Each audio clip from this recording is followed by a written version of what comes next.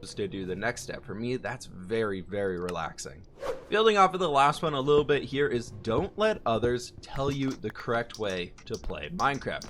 Listening and focusing on someone else's quote correct way to play will not always work for you. For myself, in the comments, people always want me to build these giant mega structures where it's like a single tower reaching all the way to build height. And for me, that would be so boring and just repetitive to build, and I would really not have a great time doing it, which is why you don't see me doing that type of stuff. But what I do enjoy doing and what I really love to do is making more highly detailed, smaller buildings, smaller villages, smaller caravan centers like this, and just making the smaller structures, the houses, the shops, the castles, the whatever. Okay, castles aren't that small, but you get the idea of what I like to build, and those add up to these huge and amazing projects of completing an entire town, an entire village, instead of one gross building that just goes all the way up to world height and stands out like a sore thumb. That's not me telling you how to play the game. That's me telling you how I like to play the game. Find out what works for you. If you like building those giant towers, build the giant towers.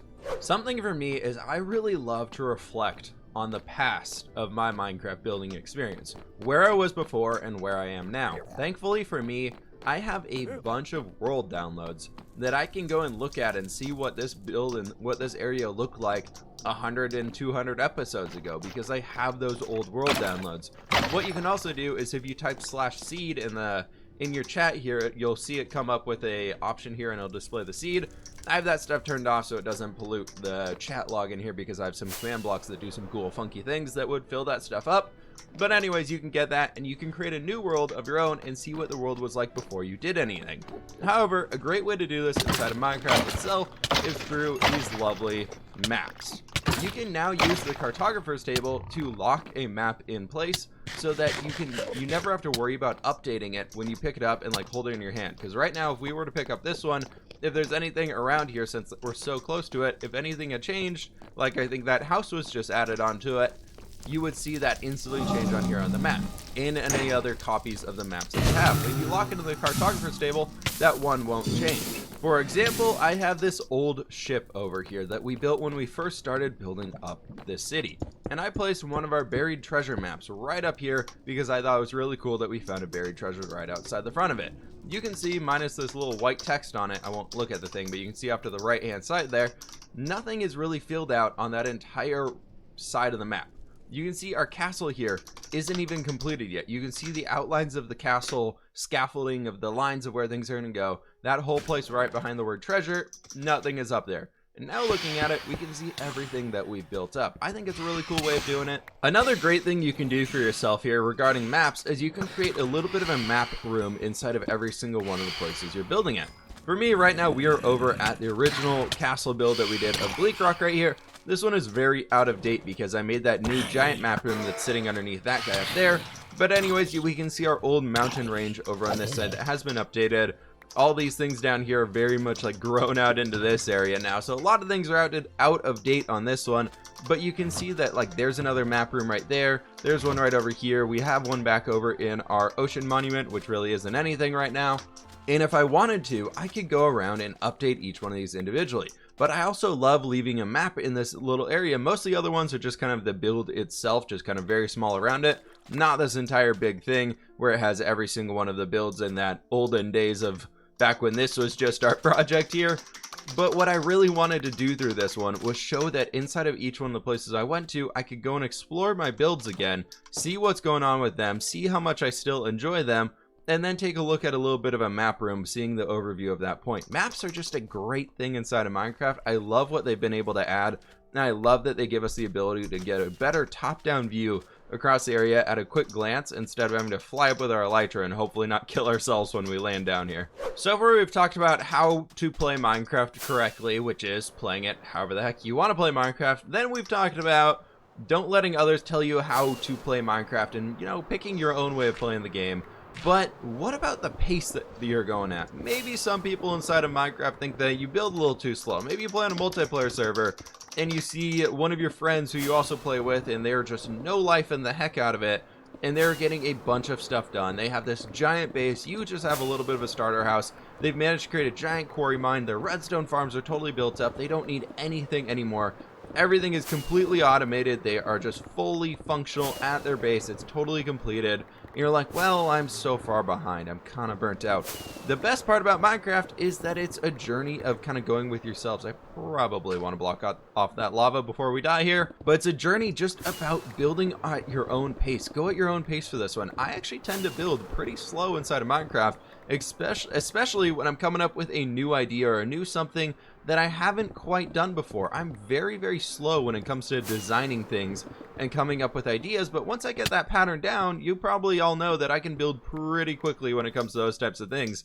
But that's not necessarily good or bad. There's a lot of different ways you can play this game, and that's the best part about it. You can build as slowly as you want. If you just want to live out of a single house with having a nice little farm and maybe a pond around the back or whatever it might be, that is totally acceptable. There's no wrong way to do it. Or if you want to be crazy like me and build an entire mountain range slowly over time, well, you're probably going to need to dig out a giant hole like this one to get yourself started with that project. One other thing on that playing at your own pace, though, I would say it's very healthy to set a deadline or set like a, hey, I want to have this project done by this time, because otherwise you can go a little crazy. As I know myself, I get in these points where I'm just like, I could add this. What if I add this? What if I keep adding this? What if, ooh, what about this idea? Wait, we can add this here too. Wait, that would be awesome. What if I redid this entire thing? And after a while, it starts to get a little crazy. So it's totally okay to take some time to just be like, all right, maybe we give ourselves 3 weeks to do this build. And after that point, then, you know, it's probably time to move on, because I know after that I'll get a little burnt out or whatever it might be.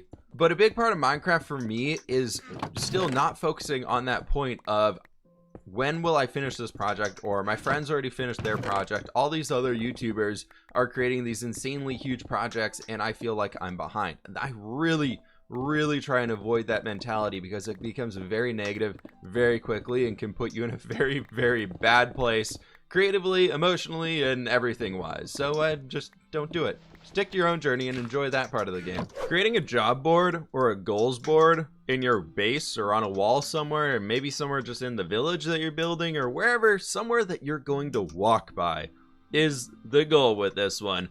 Fill it with a bunch of goals that you are working towards. Small things like chopping down a bunch of trees, gathering stuff up like that.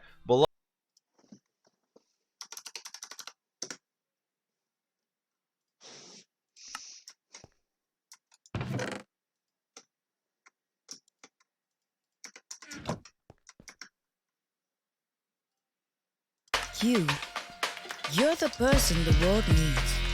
You're not waiting for the universe to give you the answers. You're finding them for yourself.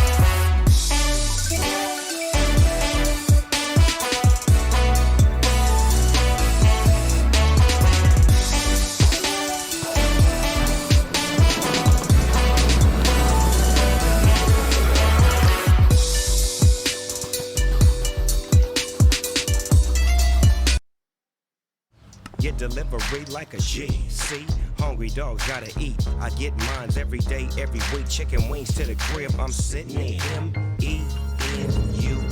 It's someplace, hey, MENULOG. Damn it. Alright, question time. What are you doing? Yoga in my hoodie. Aren't you hot? No, it's the perfect temperature and it's the softest thing ever. Softer than summer? Yep, I can be super snug just about anywhere. Like when I'm moving around, or in the garden, or making brekkie. And then there's the amazingly soft feeling, the post-shower hoodie.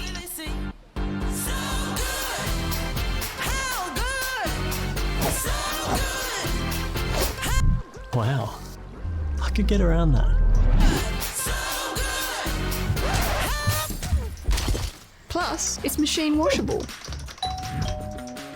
Who's that? It's your hoodie, free shipping. You're welcome. Get an hoodie, the ultimate in at-home comfort. Go to thehoodie.com.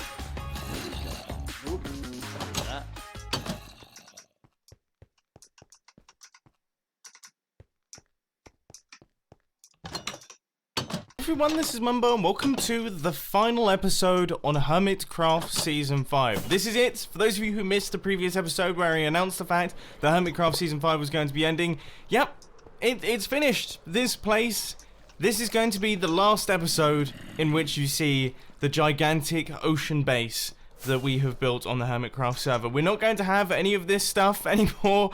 Hermitcraft Season 6 is going to be starting soon, and we're going to be starting from the bottom. We're going to be starting in survival mode, fresh new world with absolutely no items, and as I said in the episode where we announced it, I am really, really excited. I can't wait to get started. I have a bunch of ideas, a bunch of projects planned out, a whole ton of different things that I really, really want to do, so it should be really cool. But I thought to send off this Hermitcraft season, I would chill out for a little bit and almost walk around aimlessly on the server and just take a look at what everyone else has been up to, just because, you know, this server is made up of a ton of really talented Minecraft players, all of them building crazy builds a bit like the ones that I've been working on, and all of them devoting mad amounts of hours to their ridiculous builds. And I thought it would be cool to just take a look at what they've done. Yeah, take a look at what they've created on this place, and then also discuss some things about Hermitcraft Season 6 and basically start looking into the future and what we're going to be doing there. Now, normally at the end of these Hermitcraft seasons, or at least I did it last season, I produced like a little film which shows all of the best bits of the season, and that's a really, really cool idea, but I was a bit silly this season, and I did it for episode 100 without even thinking about the fact that when it came to the end of this season, I then wouldn't be able to do it. So if you do want to get a rough idea of what's happened this season, then check out that video, because I'm sure you'll enjoy it. And you know what I think I'm going to do? I think I'm just going to make my way around the Nether Hub and work in like a clockwise direction and just take a look at everyone else's bases. And the first one is Cubfan, my sort of neighbor, at least neighbor in the Nether Hub, with his crazy nether tunnel, but also, more importantly, his ridiculous base. I mean, if we just fly through here, for some reason, I mean, I should be able to get, yeah, I thought that was meant to be a see-through wall. But yeah, this place is crazy. However, oh man. Oh, what? So normally I have Optifine on and you can see that galaxy in like perfect, clear, well for me full 4K, for you guys full HD, but because I don't have Optifine on because it doesn't launch with the new launcher, I can't actually see it that well. I mean, you get a rough idea. This is probably one of the most ridiculous builds I've seen this Hermitcraft season. Seriously. I mean, every single time I come here, I just think it is the coolest project. I genuinely think it might be the coolest project. Oh, I couldn't even think of doing something like this. Now, one thing I can safely say I never really did work out is how on earth I'm meant to use his slime farm. Because look at this